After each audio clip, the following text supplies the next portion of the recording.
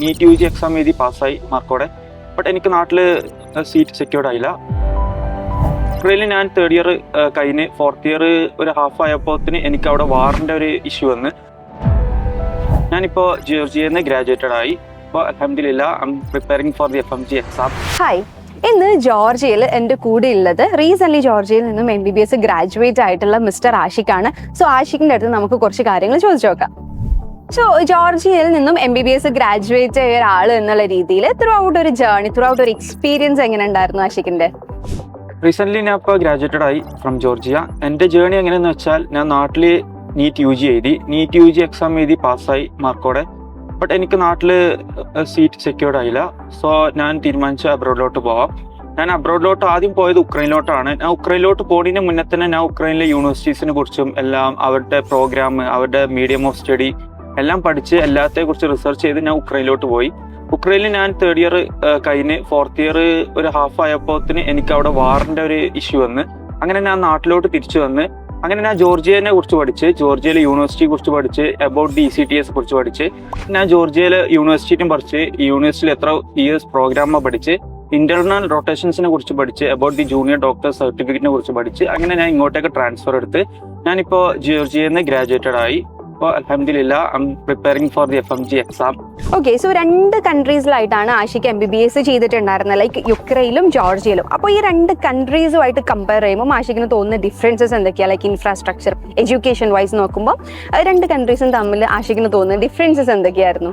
ഉക്രൈനിലെന്ന് വെച്ചാൽ ഞാനൊരു ചെറിയൊരു വില്ലേജ്, അങ്ങനത്തെ ഒരു ടൗൺ, ആ ഒരു രീതിയിലാണ് അവിടെയാണ് ഞങ്ങളുടെ യൂണിവേഴ്സിറ്റി ലൊക്കേറ്റ് ചെയ്തിട്ടുള്ളത്. സോ അവിടെ ഇൻഫ്രാസ്ട്രക്ചേഴ്സ് കുറച്ച് കുറവായിരുന്നു, പിന്നെ പേഷ്യൻസിന്റെ കുറവും കുറവായിരുന്നു. ബട്ട് ഞാൻ ഇപ്പോൾ ജോർജിയയിൽ എത്തി. ഇവിടെ ടിബിലിസിയാണ് ജോർജിയയുടെ ക്യാപിറ്റൽ. സോ ടിബിലിസി എന്ന് പറഞ്ഞാൽ ഭയങ്കരമായിട്ട് നല്ല കുറെ ആളുകളൊക്കെ ഉണ്ട്, പിന്നെ വെൽ ഡെവലപ്ഡ് ആണ്. ഇവിടുത്തെ ഇൻഫ്രാസ്ട്രക്ചേഴ്സ് വെൽ ഡെവലപ്ഡ് ആണ്. സോ എനിക്ക് നല്ല ക്ലിനിക്കൽ എക്സ്പോഷേഴ്സും പേഷ്യൻസിനായിട്ടുള്ള എക്സ്പോഷേഴ്സും കൂടുതൽ കിട്ടിയത് എനിക്ക് ടിബിലിസിയിൽ നിന്നാണ്. പിന്നെ എൻ്റെ ഇന്റേണൽ റൊട്ടേഷൻ എനിക്ക് ഒന്നുകൂടി കംഫർട്ടായിട്ട് തോന്നിയതും എനിക്ക് ടിബിലിസിയിൽ നിന്ന് തന്നെയാണ്.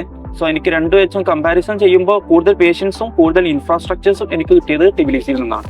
Okay, so as A graduate from Georgia, ഒരു ഇന്റർനാഷണൽ സ്റ്റുഡന്റ് എന്നുള്ള രീതിയിൽ ആഷിഖിന് ഫീൽ ചെയ്തിട്ടുള്ള ഡിഫറൻസ് എന്താണ്? അതായത് 12th വരെ നമ്മൾ നമ്മുടെ നാട്ടിൽ നമ്മുടെ ഒരു ഓർഡിനറി സിസ്റ്റത്തിൽ നിന്നാണ് നമ്മൾ പഠിച്ചിട്ടുണ്ടായിരുന്നത്. സോ ഒരു സിസ്റ്റം മാറുമ്പം ഒരു ഇന്റർനാഷണൽ ലെവൽ പഠിക്കുമ്പം ആഷിഖിന് ഫീൽ ചെയ്തിട്ടുണ്ടായിരുന്ന ഡിഫറൻസസ് എന്തൊക്കെയാണ്? ഞാൻ നാട്ടിൽ നിന്ന് പുറത്തോട്ട് വന്നപ്പോൾ എനിക്ക് ഇവരുടെ കൾച്ചർ, ഇവരുടെ ബിഹേവിയറൽ ദ വേ, അവരെങ്ങനെയാണ് വേറെ ആളുകളുമായിട്ട് അപ്രോച്ച് ചെയ്യുന്നത്, പിന്നെ കുറെ ഭയങ്കരമായിട്ടുള്ള ഡിഫറെന്റ് കൾച്ചേഴ്സ്, ബിഹേവിയേഴ്സ് എല്ലാം നമുക്ക് ഭയങ്കര മാറ്റമായിട്ട് നമുക്ക് തോന്നിയിട്ടുണ്ട്. സോ ഇത് ഫോളോ ചെയ്യുമ്പോൾ നമുക്ക് ഇനി വരും കാലങ്ങളിൽ ഞാൻ ഇപ്പോൾ യൂറോപ്പിലോട്ട് മൈഗ്രേറ്റ് ചെയ്യുമ്പോഴോ വേറെ ഏതെങ്കിലും രാജ്യത്തിലോട്ടൊക്കെ മൈഗ്രേറ്റ് ചെയ്യുകയാണെന്നുണ്ടെങ്കിൽ എനിക്ക് മനസ്സിലാക്കാൻ പറ്റും how they are going to behave like us. Like എനിക്ക് പെട്ടെന്ന് മനസ്സിലാക്കാൻ പറ്റും എങ്ങനെയൊക്കെയാണ് കാര്യങ്ങൾ ചെയ്യേണ്ടത്, അവരെങ്ങനെയൊക്കെയാണ് ടുവാർഡ്സ് അസ് എന്നുള്ളത് മനസ്സിലാക്കാൻ പറ്റും.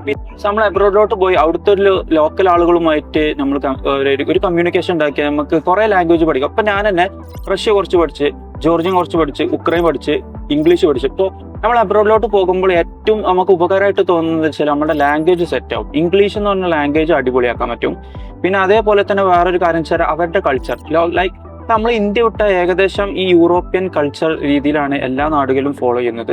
പിന്നെ അതേപോലെ നമ്മളെ ഫ്രണ്ട് സർക്കിൾ, അത് നമുക്ക് ഇവിടുത്തെ ലോക്കൽ ആളുകളായിട്ടാണെങ്കിലും നമ്മൾ ഇന്ത്യൻസിനായിട്ടാണെന്നുണ്ടെങ്കിലും നമുക്ക് ഡിപ്പെൻഡ് ചെയ്യാൻ പറ്റും. ലൈക്ക് നമുക്ക് അവരായിട്ട് ഭയങ്കരമായിട്ട് അട്രാക്ട് ചെയ്തിട്ട് എല്ലാം പഠിക്കാനും പറ്റും. നമുക്ക് നല്ലൊരു ഫ്രണ്ട് സർക്കിൾ ഉണ്ടാക്കാൻ പറ്റും.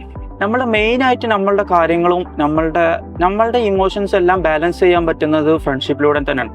നല്ലൊരു ഫ്രണ്ട് സർക്കിൾ ഉണ്ടെന്നുണ്ടെങ്കിൽ നമുക്ക് ഒരു കുഴപ്പമുണ്ടാവില്ല, നാട്ടിൽ നിന്ന് മാറിയ ഒരു ഫീലും ഉണ്ടാവില്ല, ഒന്നും ഉണ്ടാവില്ല, നമുക്ക് ഉഷാറായിട്ട് പോകാം. അതുപോലെ തന്നെ എനിക്കിവിടെ ജോർജിയയിൽ ഫ്രണ്ട്സ് ഉണ്ട്, ഉക്രൈനിൽ ഫ്രണ്ട്സ് ഉണ്ട്, ഓൾ ഓവർ. എനിക്ക് ദുബായ് ഉണ്ട്, UAE-ലുണ്ട്, സൗദിയിലുണ്ട്, അങ്ങനെ കുറെ ഫ്രണ്ട്സ് ഉണ്ട്. സോ എനിക്കൊരു സർക്കിൾ ഉണ്ടാക്കാൻ പറ്റി. എനിക്ക് അവിടെ എന്തെങ്കിലും ആവശ്യം ഉണ്ടെന്നുണ്ടെങ്കിൽ എനിക്ക് അവരെ കോൺടാക്ട് ചെയ്യുന്നത്. ഇപ്പോൾ യൂറോപ്പിൽ നിന്നാണെങ്കിലും ഫ്രാൻസിലാണെങ്കിൽ നമ്മളുടെ ഫ്രണ്ട് ഉണ്ട്, പോളണ്ടിലുണ്ട്, അവരൊക്കെ നമുക്ക് എന്തെങ്കിലും ആവശ്യം ഉണ്ടെന്നുണ്ടെങ്കിൽ അവരെ കണക്ട് ചെയ്താൽ അവർ ചെയ്തുതരും. പിന്നെ അതേപോലെ നമ്മളെ നാട്ടിലത്തെ പോലെ ഇവിടെ പഠിപ്പിച്ച് ആ സിസ്റ്റം അല്ല, നമ്മൾ സ്വന്തമായിട്ട് റിസർച്ച് ചെയ്യണം. ഇപ്പൊ നാട്ടിലില്ലാത്തൊരു സബ്ജക്റ്റ് ആണ് സയന്റിഫിക് റിസർച്ച് സ്കിൽസ്. അപ്പോൾ ഒരു തീസിസിനെ കുറിച്ച് നമ്മൾ ഇവിടുത്തെ ഒരു സിസ്റ്റം എന്ന് വെച്ചാൽ നമ്മൾ തന്നെ പഠിക്കണം, നമ്മൾ തന്നെ റിസർച്ച് ചെയ്തിട്ട് നമ്മൾ റിപ്പോർട്ട് സബ്മിറ്റ് ചെയ്യണം. സോ യൂറോപ്പിൽ എന്ന് പറഞ്ഞാൽ അങ്ങനെയാണ്. ഇപ്പൊ ഞാനൊരു തീസിസിനെ കുറിച്ച് പഠിച്ചിട്ട് ആ തീസിസിനെ നമ്മൾ അവർക്ക് പറഞ്ഞു കൊടുക്കണം, ആ ഒരു സിസ്റ്റമാണ് ഇവിടെ. സോ അത് എനിക്ക് തോന്നുന്നു ഒന്നും കൂടി നമ്മളുടെ സ്കിൽസിനെ ഡെവലപ്പ് ചെയ്യാനും കാര്യങ്ങൾ നമുക്ക് ഇപ്പോൾ ഞാനൊരു ഇന്റർവ്യൂ അല്ലെങ്കിൽ എന്തെങ്കിലും ഒരു കോൺഫറൻസിന് പോകുകയാണെന്നുണ്ടെങ്കിൽ എനിക്ക് തന്നെ ഒരു സ്കിൽസ് ഡെവലപ്പ് ചെയ്യാൻ പറ്റും. ഒരു തീസിസിനെ കുറിച്ച് പറയാനോ എന്തിനാണെങ്കിലും അതൊക്കെ എനിക്ക് തോന്നുന്നു ഏറ്റവും കൂടുതൽ ഇവരുടെ ഒരു സിസ്റ്റമാറ്റിക് വേ അതാണ്. സോ എനിക്ക് തോന്നുന്നു അത് നമ്മളുടെ ഒരു കരിക്കുലത്തിലും കൂടി ഫോളോ ചെയ്തിട്ട് നമുക്കൊന്നും കൂടി ഡെവലപ്പ് ചെയ്യാൻ പറ്റും നമ്മളുടെ ഒരു സ്കിൽസ്. സോ അതൊക്കെ ഒരു നല്ല ഉഷാറായിട്ട് എനിക്ക് തോന്നിയിട്ടുണ്ട്. അതുപോലെ മറ്റൊരു കാര്യം ആഷിക്, പല ആളുകളും പറയുന്നുണ്ട് എബ്രോഡിൽ നിന്നും MBBS പഠിച്ചാൽ അത് വാലിഡ് അല്ല, ഇന്ത്യയിൽ നിന്നും MBBS പഠിച്ചാൽ മാത്രമേ അത് വാലിഡ് ആണെന്നുള്ള കാര്യം പല ആളുകളും പറയുന്നുണ്ട്. അതിന് ആഷിക്കിന് എന്താ പറയാനുള്ളത്? അതൊരു മിത്താണ് ആക്ച്വലി. നമ്മളൊരു അബ്രോഡിലോട്ട് നമ്മൾ പ്ലാൻ ചെയ്യുന്നുണ്ടെന്നുണ്ടെങ്കിൽ നിങ്ങൾ ശ്രദ്ധിക്കേണ്ട ഒരു കാര്യം എന്ന് വെച്ചാൽ നിങ്ങൾ ഏത് യൂണിവേഴ്സിറ്റിയാണ് സെലക്ട് ചെയ്യുന്നത് എന്നുള്ളത് നോക്കണം. അവിടെ എത്ര ഇയർ പ്രോഗ്രാമാണ് നോക്കണം, ഏത് മീഡിയത്തിലാണ് പഠിക്കണം നോക്കണം. പിന്നെ നിങ്ങൾ NMCയുടെ സൈറ്റിൽ കയറിയിട്ട് രജിസ്റ്റേർഡ് ആണോ അല്ലേ എന്നുള്ളത് നോക്കണം. പിന്നെ WHO റെക്കഗ്നീഷൻ നോക്കണം. ECFMG, USMLEയുടെ അവരുടെ കരിക്കുലൊക്കെ നിങ്ങൾ രജിസ്റ്റേർഡ് ആണോ നോക്കണം. പിന്നെ നിങ്ങൾക്ക് തന്നെ നോക്കാം, സോഷ്യൽ മീഡിയാസിലൊക്കെ കുറേ പേരുണ്ടാവാം, ഗ്രാജുവേറ്റഡ് ആയിട്ടുണ്ടാവാം, പഠിക്കുന്നവരുണ്ടാവാം. അപ്പോൾ ഈ FMG പാസ്സായിട്ടുള്ള ആളുകളൊക്കെ ഈ ഓരോ യൂണിവേഴ്സിറ്റിയുടെ സൈറ്റിലൊക്കെ നിങ്ങൾക്ക് കാണും. അവരായിട്ട് നിങ്ങൾക്ക് തന്നെ സോഷ്യൽ മീഡിയയിലൂടെ ഇന്ററാക്ട് ചെയ്തിട്ട് നിങ്ങൾക്ക് തന്നെ അതിനെക്കുറിച്ച് റിസർച്ച് ചെയ്യാം, പഠിക്കാം, ഏതൊക്കെ രാജ്യങ്ങളിലോട്ട് റെക്കഗ്നേഷൻ ഉണ്ട് എന്നുള്ളത് നോക്കാം. നിങ്ങൾക്ക് തന്നെ അവരോട് ചോദിച്ച എല്ലാ കാര്യങ്ങളും മനസ്സിലാവും. നിങ്ങൾ ശ്രദ്ധിക്കേണ്ട ഒരു കാര്യം എന്ന് വെച്ചാൽ NMCയിൽ രജിസ്റ്റേർഡ് ആണോ അല്ലേ എന്നുള്ളത് നോക്കണം. എത്ര കൊല്ലത്തെ പ്രോഗ്രാം നോക്കണം, വാലിഡ് ആണോ അല്ലേ എന്നുള്ളത് നോക്കാം. അങ്ങനെയാണെന്നുണ്ടെങ്കിൽ നിങ്ങൾക്ക് ഒരു പ്രശ്നമില്ല, നാട്ടിൽ പോയിട്ട് FMG എക്സാം എഴുതിയിട്ട് നിങ്ങൾക്ക് പ്രാക്ടീസ് ചെയ്യാം, MBBS ഡോക്ടർ ആവാം. പിന്നെ ഇതെല്ലാം ഒരു മിത്താണ്. നിങ്ങളൊരു യൂണിവേഴ്സിറ്റി ചൂസ് ചെയ്യുകയാണെന്നുണ്ടെങ്കിൽ നിങ്ങൾ അതിനെക്കുറിച്ച് നല്ലോണം പഠിച്ചിട്ട് വേണം ഇതിലോട്ട് ഇറങ്ങാൻ. ബാക്കിയുള്ള ഒരാൾ പറഞ്ഞിട്ടോ അല്ലെങ്കിൽ ഒരാളുടെ വാക്ക് കേട്ടോ ഫീസോ ഒന്നും നോക്കിയിട്ടല്ല, നിങ്ങൾ പഠിച്ച് നിങ്ങൾക്ക് ഓക്കെ ആണ്, എന്നെ കൊണ്ടത് പറ്റും എന്ന് പറഞ്ഞിട്ട് നിങ്ങൾക്ക് ഇറങ്ങുകയാണെന്നുണ്ടെങ്കിൽ എന്തായാലും നിങ്ങൾ ഷുവറായിട്ട് ഒരു MBBS ആവാം, അതിനൊരു പ്രോബ്ലം ഇല്ല. അതുപോലെ എബ്രോഡിൽ MBBS പഠിക്കാൻ വേണ്ടിയിട്ട് നീറ്റ് മാൻഡേറ്ററി ആണോ? പല ആളുകളും പറയാറുണ്ട് എബ്രോഡിൽ MBBS പഠിക്കാൻ വേണ്ടിയിട്ട് നീറ്റിന്റെ ആവശ്യമില്ല, അങ്ങനെ പല രീതിയിലുള്ള മിസ്ഇൻഫോർമേഷൻസ് പാസ്സാവുന്നുണ്ട്.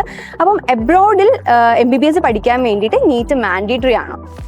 ബിഗ് യെസ്, നീറ്റ് മാൻഡേറ്ററി ആണ്.